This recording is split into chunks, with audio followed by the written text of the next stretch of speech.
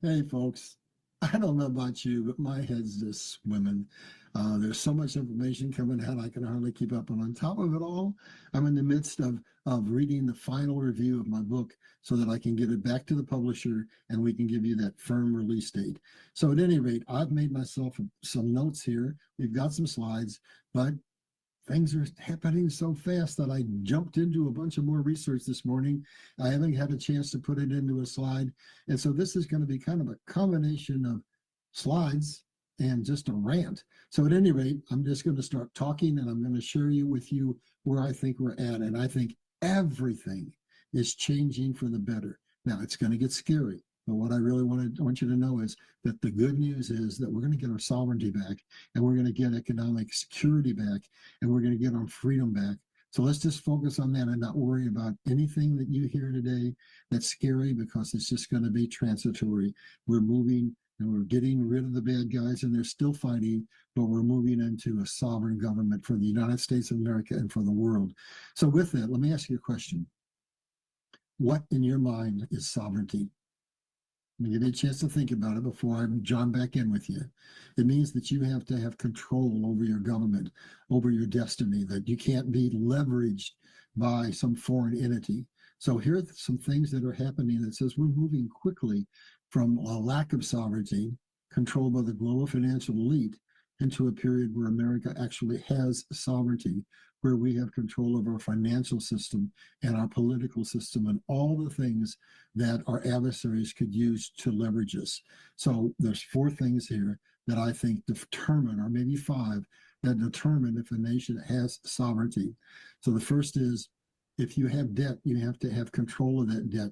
You can't have a situation where China or some other enemy basically starts to sell off your debt and all of a sudden billions, maybe trillions of treasury notes come flooding back in and collapse the economy. So you're going to find out as we go through this presentation that Trump has a strategy for that. He's creating a soft collapse. Yes, the currencies are going to come back, partly because of what's happening in Japan with the reverse carry trade. But as we go through this, you're going to see that it's not going to cause us to have a default. It's actually going to cause something that's very pertinent and something that Trump wants to have happen. It's going to be a soft collapse, and it's going to be a situation where the tree bills come back here. And guess what that means? It means that debt is not leveraged by some foreign country, but now it's here, leveraged on our behalf. And we didn't have a collapse because of the things that Trump's done to bolster up our economy in the background, which we'll talk about a little later. And then what do you have to have? Trump has promised that he's going to what? Rebuild American manufacturing, build America, buy America. Well, we've had some scares because we haven't done what we should have done in the last four presidencies. We've allowed China to get control of vast amounts of natural resources, but Trump has been going out and securing them, and we're going to find out that we really do have the natural resources that we need to have that resource, that manufacturing build out that Trump talking about. So that's another sovereignty that's coming our way. And then with that manufacturing, he secured $18 trillion and we'll have the natural resources. And so we're going to really do what he said, build America. And then energy. And this one I think will surprise people. America has been buying energy from our enemies for decades, for as long as I can remember. It really got, into the mainstream media in '73 when we had the oil embargo. But guess what's happened? About a year ago now, we got out from under the Saudi Arabia petrodollar because they refused to renew it, and that led us in a fair amount of jeopardy, right? Well, most of you aren't going to realize this, but it starts with Maduro and with what we did when we went in and arrested him and basically got Venezuela under U.S. control. And they're the largest oil manufacturers in the world. They have more, well, I guess I shouldn't say it that way. They have more reserves than any other nation in the world. And so what does that leave us? It leaves America where we're not dependent for energy anymore because, believe it or not, America is now not only an exporter of oil, but we now export more oil than Saudi Arabia and Russia combined. So we're in a position where our enemies cannot leverage us with energy. So oil and natural gas, we have, as they say, a plenty. Let's go on down and we'll go to the next thing. And you can't have a sovereign government if you don't have election integrity. And it all started with Maduro, with going in there, and we're going to expose the election fraud that came out of there with the election machines, and basically the theft of the U.S. election and 71 other nations. And then for those of you who have long memories like me, you might remember this next name. It's the Brunsons, the Brunson brothers, and they filed a lawsuit, and it's got up to the Supreme Court, and now it's rising to the surface again. And if it's heard, and if we are victorious, which I think we are, matter of fact, Brunson said it may have already been heard, and they are just waiting to tell us to execute it. So what was that all about? Because that was a long time ago, folks. It was about what happened in the election when they said, oh, we don't want to certify right away. We think there's some hanky-panky going on. So just give us 10 days to go out and certify this and make sure it's accurate. And 198 Democrats said, nope, we're certifying today. Well, that act made them breach their oath of office. And that means that once disclosed as to what they did, they can summarily be removed from office, never to hold political office again. So that's like pulling the plug. And then now we have the mother of all mother loads, and that is the Epstein file. 3 million pages of information that talk about election fraud, that talk about politicians that are on the take, that talk about practically everything you can imagine that you need to know and understand. Who is the dark army that controls us? Who, in fact, really are the global financial elite? Who are the traders in our banks and our corporations, in our political system, in all the 8 spheres of influence? It's all coming out, folks. So all of those things define sovereignty, and we're on the brink of getting control of all of those things. And now I have talked for years about what? The UN. And I've called them a globalist cesspool. And what's happening, boy, oh boy, I was so pleased when I saw what Trump did. He dressed down the UN. And the UN, for those of you know, is nothing but a globalist control organization. It houses the World Bank. It houses the IMF. It houses U.S. aid, which we now know is a CIA front. And it houses what? World trade. And so that's how basically through the UN, through world trade, they stripped the manufacturing away from the United States, starting with Carter, and took it to China and bled America dry. And then you got the World Health Organization. And is there anybody out there that doesn't understand what they did to us in COVID? So Trump basically just dropped a bomb. He's standing in Davos and he says, well, I've been talking to you guys for a long time and telling you should stop your shenanigans, and you didn't do it. So anybody who wants to join, you got $1 billion, drop it on the table, and you can join the Board of Peace. So 80 nations stepped up and said, we think this is a good deal. We believe that the UN actually fosters war and fosters bondage. And so we are on the way, not to an immediate withdrawal from the UN, but creating an institution that will eventually see the UN just fade away. And that means we get control of all the geopolitical incidences that are coming up. And now we've got more coming on. We've got talk of RICO. And what is RICO? RICO is when someone is engaged in a activity that is criminal. And what has Trump done? He said, guess what? I'm going to pass legislation and we can take your money. And that started all the way, way back in the first term. And there's been more that's been coming. And I just want to read you a little list of big people, big organizations that all of a sudden are liable to have their funding taken away. And the heads of their organizations just may end up going on a vacation to Gitmo. So what do we got? We got George Soros's Open Society. That's now under the gun. And then we got BLM, and we got the Clinton Initiative, and then we've got Tides, and then we got Antifa, and then we've got the Green Slush Fund that is nothing but a scam. He called it out right there at Davos. And then we've got Intel 51, which is a bunch of people who've got security clearances that have just been pulled because indication is that they're basically enemies of the state. Do you see how it's unraveling? How we are getting control of all the spheres of influence?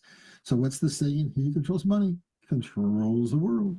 And we're getting control of the money and control of all the spheres of influence.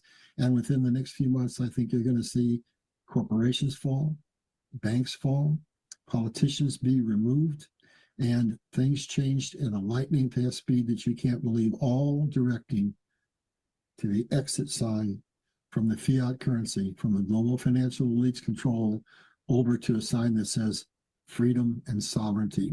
So that's where we're going. And natural resources. So Trump has just done something else. We had a big panic with this silver squeeze, and we said, or at least I said, well, if we don't have silver, that's the most strategically significant metal in the world in terms of having an industrial revolution that this just the biggest thing we've ever had in our lives. Well, Trump has been busy securing all the natural resources that we have, and every indication that I see is that he saw this coming, and we have the silver, and we have all the natural resources we want, and his build out to restore America, to make America greater than ever, is not going to miss a beat. He's got that $18 trillion committed.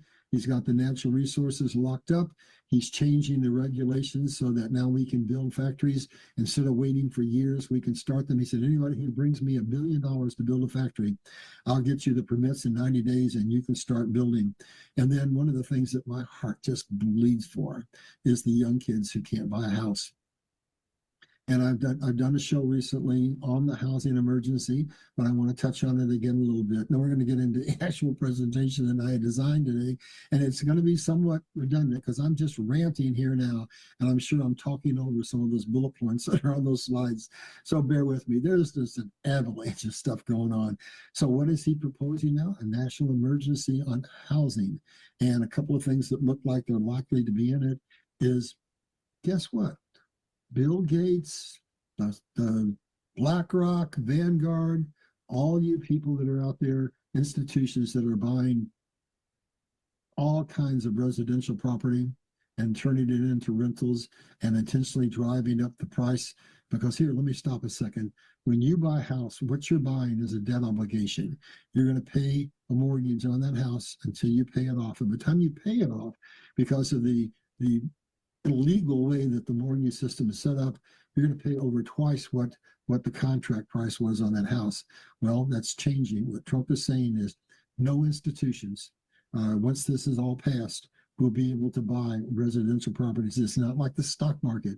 This is something to give the American dream to people. So they're not going to be able, those big institutions are not going to be able to come in and do that. And the builders like Lennar and Pulte, they're not going to be able to build whole developments that are for rent only, because they're also institutions.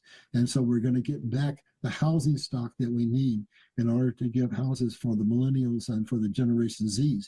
But in the background, I'm not going to get into this deeply right now, but the housing prices are going to drop dramatically as the dollar becomes basically solvent again, backed by gold, backed by Bitcoin, backed by XRP, backed by assets that can't be manipulated. So the prices are going to go down. And then what else is being talked about? Now, I'm not saying all these things are going to happen immediately, but they're all on the table. So one of the things that he's talking about is when the SARA kicks in, we have an illegal system that was placed upon us when we first got our government set up. There was no take rights for houses because one of the most important things we wanted was private property that we could own, because we were denied that in Europe. And so now what we did is we changed, and I think it was the 1930s around in there, and we went from aodial ownership for perpetuity to fee simple, where they had take rights, where they could just make you lose your job in a financial turndown and come and take your house. Well, we're going to get the bankers out of the housing industry.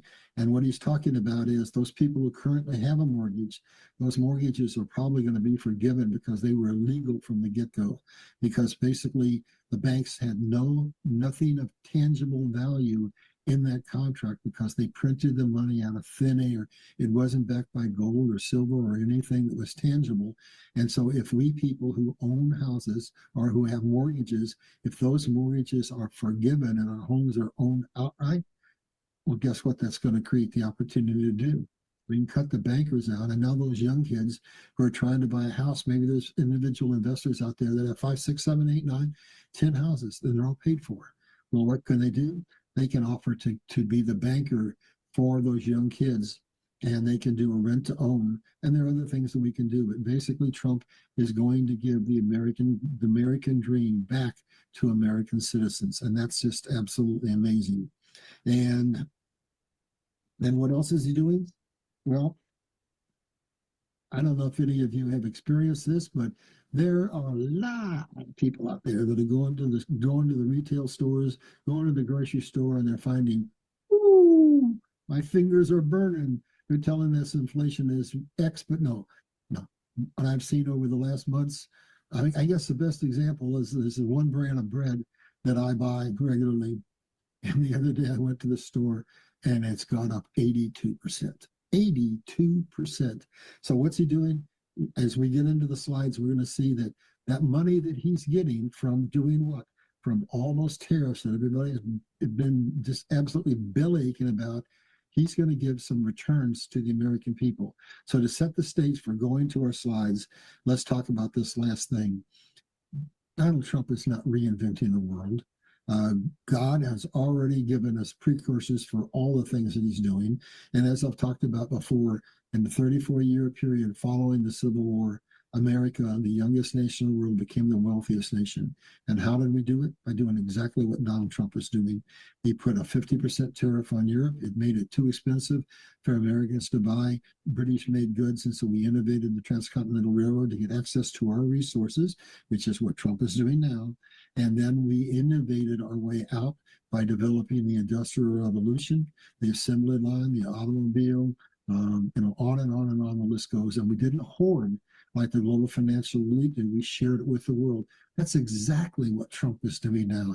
So I just hope that people will open their eyes up, and all this division that has been put on us, we're going to have an opportunity, if we'll pay attention, to understand how we've been controlled and manipulated and enslaved. And we can all of a sudden stand up and recognize who our enemy is. And when that happens, the division can be ended, and we can basically open our eyes, and the truth will set us free. And then America can realize the destiny that it was always intended to be. So I want to go into a different mode here, and I want to share something with you, Steve. What exactly was America's destiny? We talk about that all the time, but I don't think people really know what our destiny was. Hold on, I've got a problem on my computer. Give me just 1 second. The program I had open just crashed on me. Okay, here we go. So anyway, what I want to do is talk about what really is America's destiny. Was it to basically spread Christianity around the world? Yeah, partly, but there's more to it than that. There's much, much more. America is to be the beacon, that light on the hill that shines freedom to the world. And that's what everybody wants. Everybody wants to have freedom. They don't want to be slaves. And so it was a grand experiment. It was the first nation in the world that became a republic. And that's a government of the people, by the people, for the people. It's not a democracy, which is just a form of socialism and communism. It's not mobocracy, which is what our founders called a democracy, because it was based on majority rule, which is based on greed. So the instant a group of people find that they can get money from the public coffers, Franklin said, it's just a matter of time until we collapse from internal debt. And so, but a republic is a government where the people are united, where they stand together in common cause, where they say, we want to own a home. We want to have financial security. We want to have the right to carry a gun. We want to have all the rights that are guaranteed in our Constitution and the Bill of Rights. We want those rights. And so here's the true destiny of America. God realized that the cradle of civilization was over in Europe and over in the Middle East, and that those nations were constantly in war and conflict. They had grossly different ideologies and religions and so on and so forth, and it was just fighting all the time. So what did he do? He made America the melting pot of the world, and we opened our doors to immigration, and those people built America. But the requirements were we limited the number of people to come in. We had to be able to absorb them financially, and we had to be able to absorb them so that they could be inculcated into the uniquely American way of life. That's not what's happened in this current immigration bombardment that we've had, or I should say invasion. And most people don't know that. I think it started in 1964.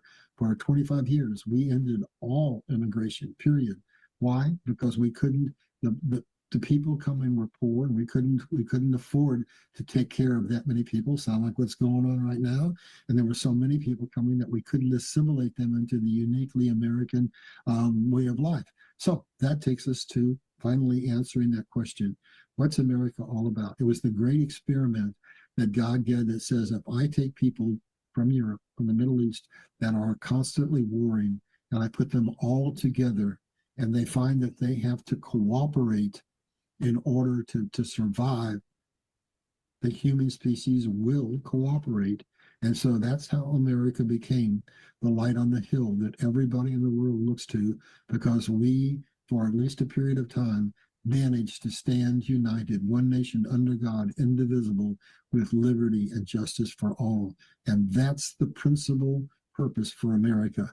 That's what we're going to do again. Once we get back our sovereignty, get out from under control of the global financial elite, America is going to be the great united. We're going to reveal all of the things that have been done to us to enslave us and all the other nations in the world, and the truth will set us free, and we'll stand united, locked arm in arms, and we'll understand that the number one weapon used against us is division, and we're going to just take an eraser and erase it, and we're going to stand in unity, and we're going to be the beacon of light for the rest of the world. So finally, folks, would you like to go to the slides? There's only 4 or 5, and we can end this thing in a reasonable period of time. So here's what it's all about. I'm asking you a question. Trump made his move. He made it his Davos, and all the things that I said. He basically attacked it every way you can, the global financial elite system, and I think he put them in check. But now we're going to go through some resistance because they realize they're backed into a corner. So they're going to fight. So we're going to see, this is what I was saying, don't be afraid if we see some instability coming. So I want to ask you a question. What fate awaits the world? In my opinion, it's freedom. It may be some turmoil, but at the end of the day, God had the end before the beginning all mapped out, and we're moving into a period where not just the United States, but the entire world is going to get its freedom, and it's going to be just absolutely amazing. So let's go to the next slide, and we'll begin to break this down. And hold on, my computer is just not cooperating with me. It just went dim on me. Give me just a second. I got to get out of here and go tune up my brightness, or else I'm not going to be able to read what I'm looking at. I apologize, but the devil don't want this stuff done, and so we'll just stop him. All right, now I can see my screen again, so we'll get back into this. I apologize. I'm not over technology, it's over me. So anyway, here we go. So now, as I said, there's going to be some redundancies here, but you know, I'm not afraid of redundancies because God's always told me that if something's important, it's worth repeating. There we go, External Revenue Service. The Fed is now moving to be under the Treasury. We've now announced a new Fed chairman, and what's he want to do? He wants to lower interest rates, and that's what Trump wants. That's what he absolutely needs, because we've got a whole lot of debt that we need to refinance, and we need to refinance it at low prices, and we don't want to have quantitative easing. So basically, we are getting control of the Fed, the slavery system that has controlled us and kept us in absolute servitude. So if you just pay attention, you can see that now everything is moving under the Treasury, or it was when we first started. And then what's going to happen here is, with what happened in Japan, with the reverse carry trade, with the pressure that the BRICS nations are putting on the dollar, we're going to start to see our T-bills, our bonds. And what are they? For those of you who don't know, We print money out of thin air. That's called the dollar. And then that in turn causes the printing of a treasury bill, which is the debt obligation that they charge us. That's the interest that creates our national debt. So they created a dollar bill out of nothing and then created a treasury bill to make us pay interest for perpetuity. So what's happening is those treasury bills are going to start flowing back into the United States. And everybody thinks, oh, that's a catastrophe. It's going to crash the market. No, Trump has made provision that he's going to use it to our benefit. So what's going to happen is we're going to be in a situation where the treasury notes come back, but here's the silver lining. That means that China and other nations can't leverage that debt against us because now it's back in our control. So everything that's happening is happening so that America can't be extorted, so that America can't be manipulated by our enemies. So it's, as much as some of these things look like negatives, they're actually very, very significantly positive things. And strategic reserves. So here's how Trump is going to manage what I just talked about. He's basically setting up a situation that as they put pressure, downward pressure on the dollar, Trump is going to create a situation that says, oh, no, okay, I can see that the dollar is now worth something. He's going to back it by gold. He's going to back it by Bitcoin. He's going to back it by XRP. He's going to introduce a stable coin that's guaranteed by the US. And what he's going to do is when you buy a stable coin, that's going to be used to buy silver. And so, bam, everything is happening, and the people will be able to look at America and say, huh, the dollar's sound. And now what he needs to do is make it so that it's not only sound, but it's the preferred currency. We're not going to come out of this as the world's sole reserve currency. We're moving into a multipolar world where there's not going to be one nation that is in control of anything. So it's like I've talked about multiple times. China has to have manufacturing and trade taken away from them and distributed around the world. That's called deglobalization. And then we have to have de-dollarization, where the dollar is a basket of currencies, a basket of reserve currencies.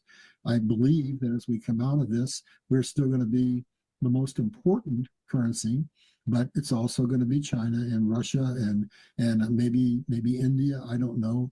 But basically, all of that basically says we're going from globalized, centralized control to deglobalized freedom. And that's hugely important. And now with that, here's what Trump is going to do. Having established a dollar that people have confidence in, he wants to make it convenient. And what's he doing? He's claiming that we're going to be what? The crypto capital of the world. And why is that important? Because there are billions of people in emerging economies that aren't banked. And if you can bank electronically, those nations didn't go to landlines when they went to phones. They went straight to iPhones. And now if we are the crypto capital of the world, they can bank with their iPhone, with crypto, with American technology, and we will be the preferred because A, will be trusted, B, our dollar will be viewed as being solvent again, and we will be the most convenient mechanism out there. So Trump is setting it up. He's a genius strategist. He's also got a bunch of very, very bright people behind him. And then this next thing I think is going to surprise people tremendously, the squeeze, China, Russia, and Iran. And what do I mean by that? What I mean is Trump, well, they're squeezing us with currencies and other things. We're squeezing them with one of the most important things in the world. When we went in and took Venezuela, when we negotiated a deal with Europe that says, don't buy Russian oil, and we negotiated a deal with India, don't buy Russian oil, and we put barricades around Venezuela so that we cut off the flow of Venezuelan oil to China. We squeezed our enemies to a tremendous degree. And I only call them enemies today because they're controlled by the global financial elite. When all this comes down, the nations of the world are going to stand in brotherhood. But China is in a unique situation. They import more oil than anybody in the world. 70% of the oil they use is imported, and we're cutting off the supply. And there's only so many storage tanks. So they basically have enough storage tanks to supply a 90-day supply, reserve supply. And with the shortages that they're getting, that's squeezing China. And China's basically on the brink of revolt. Russia's basically on the brink of revolt. Iran's on the brink of revolt. And so we have trouble, but we're nowhere near as to the point of an internal revolt that those other nations are.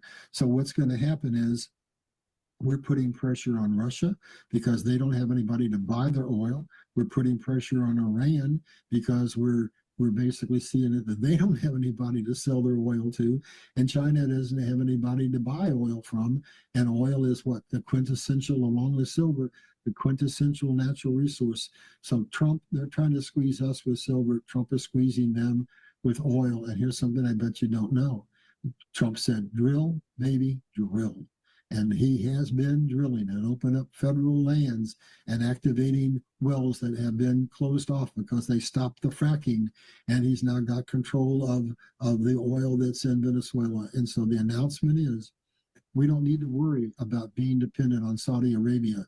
We now manufacture, or I should say export, more oil than any other nation in the world. We now export more oil than Saudi Arabia and Russia combined. So we're energy independent. So again, every time we turn around, we're taking away control of the global financial elite, which builds brick by brick, stone by stone, sovereignty for the United States of America. Build America, buy America. That's what made us great in the first place, and that's exactly what Trump is doing with that $18 trillion commitment, with garnering all the resources that you need to manufacture and releasing technology, where he went in his very first term and got the Supreme Court to hear what was called the Chevron decision, which said there were 5,915 suppressed patents containing marvelous technology, including virtually clean, free energy. And so now we're the leader in oil, but we're going to transition over into totally clean energy, and we're setting on all those patents. I mean, can you smell the freedom in the air? It's unbelievable. And so let's go on down. Buy America. So what does he want to do there? He wants to devalue the dollar. Well, why would he want to do that? That sounds like that's a bad thing. Well, let's look at some examples. China keeps their currency devalued because it means their products are cheaper on the world market. Vietnam does the same thing. The same thing is happening with the dinar. So what Trump is initiating is that he's going to bring peace and prosperity to the world, end all these wars, and he's going to reset all of the currencies of the world to relative parity. And it was Eisenhower who said, is there any man, any woman, any child that doesn't understand that significant lack of parity between nations is the central cause of war? So that we covered a lot in this slide, but can you see that step by step, by agonizing step, we're taking away external control and getting internal control, which basically spells sovereignty. So sovereignty is at the doorstep, and so is Nasara. So let's go to the second slide, the next slide, and that takes us to the housing emergency. And this will be a little bit redundant, but I just want to make sure that we cover everything. So basically, he's going to restore the American dream. No institutional buyers, period. No new construction projects that are for rent only. And if we get our current mortgages paid off, those of us who own more than one house, we can become the banker, and we can basically rent to own to the millennials and to the Generation Zs, and they can buy a house. And so basically the dream, one of the most important things that people came here for, was a dream of home ownership, and it'll really happen. And I need to say right now, today, the way it exists, you don't own a home. You think you own a home, but you don't own a home, because in the 30s, they changed the real estate laws to fee simple, and they put in take rights. And so the very minute that they get in a situation where they cause a collapse, you lose your job, you get behind, they take your house. And so you're just renters, and the landlord is the government. That's going to change. All that's going to the take rights are going to be taken away. Personal property is going to go away. So there's amazing things happening. And now Trump wants to make sure that we, the American people, benefit. That we don't have to wait. He's going to give us benefits as they accrue. So what's one of the first things that he's talked about? Tariff dividends. And the number is 1776. So he's going to give a check for $1,776 to, oops, I got a typo in there, to the American people, to particularly our military who have served and spilled their bloods for this country. And then he's negotiated what they were doing with our pharmacy rates. I worked for the Canadian government for a while, and I think it drugs up there for pharmacy for virtually nothing. And here they'd be sometimes 4,000% higher. Well, the United States was subsidizing all of the other nations of the world. And now Trump went in and forced them. And they didn't do it because they're nice, but we now get preferred pricing. The lowest prices available to any other nation will be extended to the United States of America. And he's announced that that's already happening. Basically, let's go on down to the next bullet point, a financial restored America. So what does that mean? We cannot, in our current situation, help ourselves, much less anybody else. But that's changing very rapidly as we get out from under our debt. And we're going to do that because we're going to have money coming in from the tariffs. We're going to change our fee structure. Our taxes are going to go away in terms of the IRS will be eliminated. We won't be paying property taxes. And all the money that Trump has made through RICO to basically confiscate the money of the wealthy, of the criminals. And I remember I let Richard that whole list of organizations that are now being looked at for confiscation of assets for RICO charges. We very well may be able to completely pay off our $38 trillion national debt, and America then now sovereign and prosper and building and employing new technology won't do like the global financial elite and hoard it. We will share it with the rest of the world, creating financial equity, creating all kinds of equality between people so that we can stop being each other's enemies and we can stand together, one people, and across the whole world, united in brotherly love and living in relative parity. So that's all coming. And ecological cleaning. So what am I talking about there? So we get these new patents, and they're non-polluting. That we're not belching carbon out into the air. We're not looking at a nuclear power plant that's a time bomb waiting to happen because it was built on a fault zone. I mean, and look at all the earthquakes that are happening. So we're going to have energy that's virtually free, that's absolutely clean, that lasts forever. I mean, basically, we've got technology with magnets that can drive cars. We just haven't had them released. It can power your house, and the magnets last for 300 years. Then there's amazing technology that's available out there from hydrogen. There's so much coming, and we won't have to have these polluting fossil fuels. I mean, it's going to be absolutely amazing. And then we talked a little bit about, so this is somewhat redundant, about election fraud. So basically everything Trump is doing was exposing everything that happened with the Smartmatic machines in Venezuela, with the Brunson case, with the Epstein files.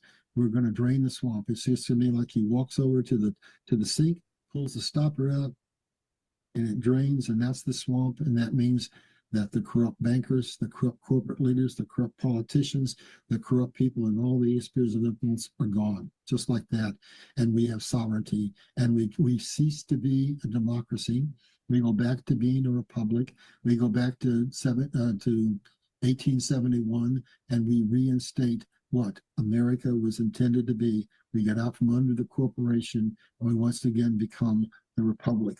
So the currency reset is right at the door, and that brings parity to everyone. So what am I talking about there? I'm talking about we have had nations that have had their currencies absolutely collapse through war. Vietnam, Zimbabwe, the Bolivar, the dinar, and every one of those nations have to have their currencies revalued so that everybody has an equal footing in terms of trade, and no nation is kept in suppression of another one. So hegemony basically is going to go away. And so that's another thing in which people aren't going to be abused, and everybody will learn that they can live together in peace and prosperity. And Trump is ending wars, ending wars, ending wars. And that takes us to the oil squeeze. So what he's doing right now to try to end the current conflicts that we have is to use oil. So he's trying to bring Putin to the table so that he can end the Russian-Ukraine war. He's trying to put additional pressure on Iran so we can end that war. And he's putting pressure on China. So what we have to see is the communist regimes around the world have to fall. And when they fall, we're going to find out that if you go back in history, and I know most of you don't know, Russia has, for the majority of the existence of America, been our friend. They are the one nation in the world, other than the United States, that has stood most aggressively against globalization. And they're also a Christian nation. We're going to find out that at some point in time, America's going to become friends with Russia again. And when China falls, we're going to find out that China's going to have to go through a lot because they've polluted their economy. They've polluted their water and their oil and their air, and they've got a long way to go to come back. They're never going to be the dominant force in the world. They will come back as a strong nation. And because of the oppression that the Iranian people have put a pin in, the Russian people, the Chinese people, they're not going to come at us and be our enemies forever. They're going to be our friends because nobody wants to live under abject poverty or under abject, suppression. So basically, it's going to be a little dicey, but the future is unfolding right before you. And it all started on Christmas of this past year, or this year rather, and now it's gone full throttle, full bore forward with what Trump did at Davos. And every day now there's a new piece of legislation. There's something new.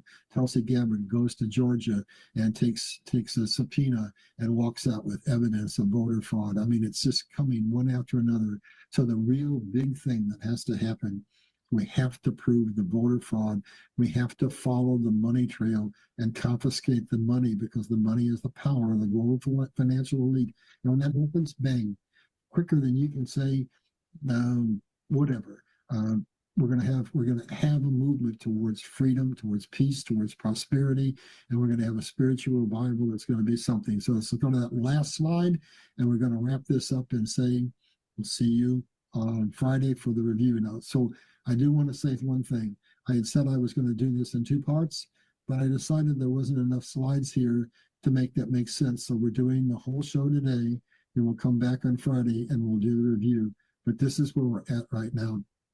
The truth will set you free, and it's coming out like a fire hose, and your eyes will be open. And when they're open, we're going to basically become one nation under God, one world under God, indivisible, with liberty and justice for all. Trump's agenda is unfolding, and he's going to usher in peace and prosperity and a new era of brotherly love around the world. So with that, folks, I thank you for joining us. I do have one more slide. We can't leave without talking about my new book. And I've been swamped because I'm reading the final version of it so that we can get it to print.